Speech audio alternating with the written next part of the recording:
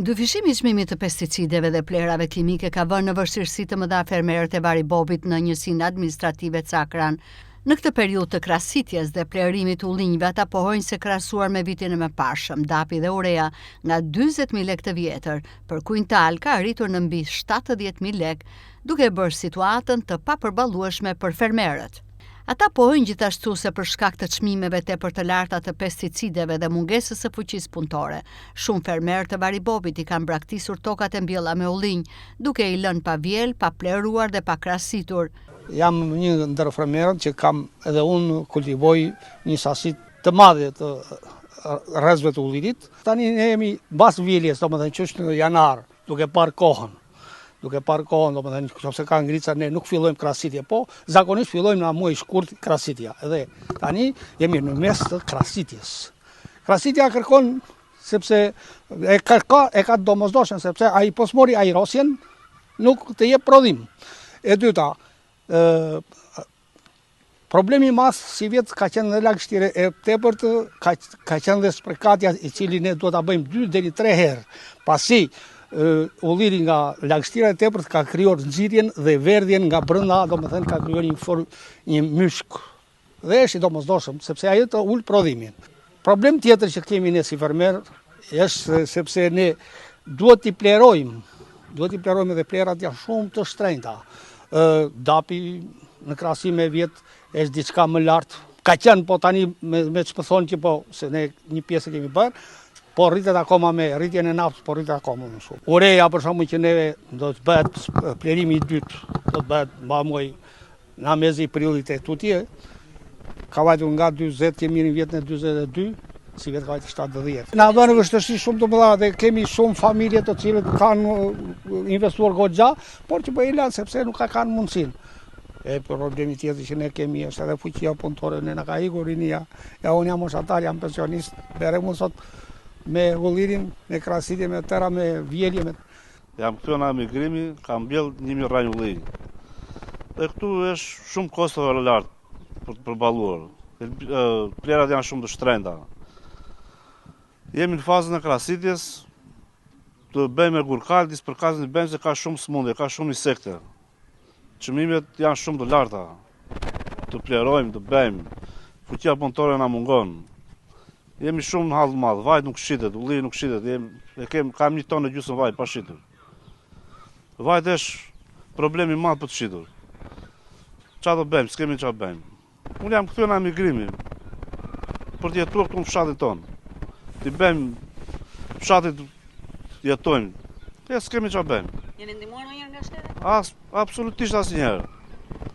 As subvencione s'kemi marrë asnjë. Jemi shumë në hall të madh. I kanë lënë pas përkatur, pa pleruar, pa vjel, s'ka patur fuqi punëtore, i kanë lënë. Po të vesh në ullinë për baçat janë shumë vështirësi rrugore për të vajtur, s'ka as rrugë. Të vesh me gomar me kafsh lart. Tani është faza që ne fermerët fillojnë me krahasitjen e ullirit. Fillojnë plerimet dhe stina. Klima që kemi ka qenë një klimë jo favorizuese për bimin që kemi në lagështi e tepërt. Edhe duke pasur lagështi edhe ca ashtu bima do trajtuar me plera kimike, që kosto këtyre ka arritur e përballueshme për fermerin sot. Që flasim, kanë arritur deri në 2 fish rritja e çmimit të dapit dhe të ures. Po ka qenë rreth 40 si vetë 70.000 lekë për kuintal, flasim. Dhe fermeri e ka të pamundshëm, duke dhe prodhimi që i prodhojnë, nuk arrin që ta shesin 100% vajin se nuk ka treg të jashtëm. Duhet një regulator për të shërbyer, për të vajtur që ata ta kenë akoma atë nervin e punës, se shumica nga fermerë nuk ka mundësi ekonomike që të arrin të shërbejnë. Fshati i Varibopit ka pasur para viteve 90 rreth 6.000 rrenj ose dru frutor. Nësa sot ka 300.000. Fermeri duke u aktivizuar pati një zhvillim të kësaj pune, tani ka ardhur prapë që ne kemi shumë vaj stok, si krahin, si zonë, që duhet një ndihmë, duhet një diçka nga ministria që të fillojë të lëvizë diçka edhe për bujqësinë dhe për ekonominë, që këta njerëz që kanë ndërtuar jetën, në këtu në fshat, duhet të ardhë ndihmë. Gjë nga infrastruktura e para, gjatë kohës muaj shtator, për shembull që të vënë në përbasha, në përgjera, se s'ka rrugë, të krijohet një fardrom që të hapi që të vënë, ta vjelin, ta bien, të vënë mjetet ta marrin prodhimin. Ka shumë gjëra, e kupton që për të ndihmuar në këtë drejtim, komuna apo edhe ministria duhet të ndryhë. Taqinet për udhë ullirit, ne kemi, unë kam 2000 ranj ullinj.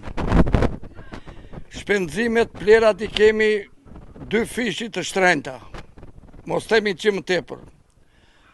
Si përbalojmë dot, shitja nuk bëhet si që ti përbalojmë neve me tokës, se mbulon kostën e saj.